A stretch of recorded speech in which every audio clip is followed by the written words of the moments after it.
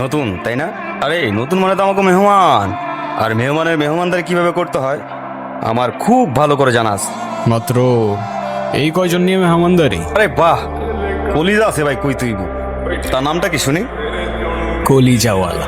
এই দাঁড়া, তোরে গতকাল বানাইছিলাম না, এর মধ্যে হিসাব নিতে চলে আসছোস?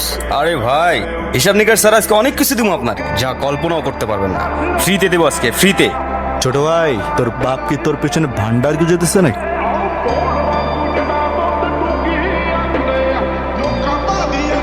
তুই এখানে কি করস? যা এখান থেকে যা। গেলে কি করবি? বুঝলাম না, তুই ওর সাইড নিয়ে আমাদের সাথে তর্ক করতেছিস? বাঘ তো বাঘের সাইডে নেবে না, এতে জঙ্গলেরই মঙ্গল। আর জঙ্গল ততক্ষণই ভয়ঙ্কর যতক্ষণ জঙ্গলে থাকে বাঘের বিচরণ। কিন্তু সেই জঙ্গলের রাজা কিন্তু বাঘ না, অন্য কেউ।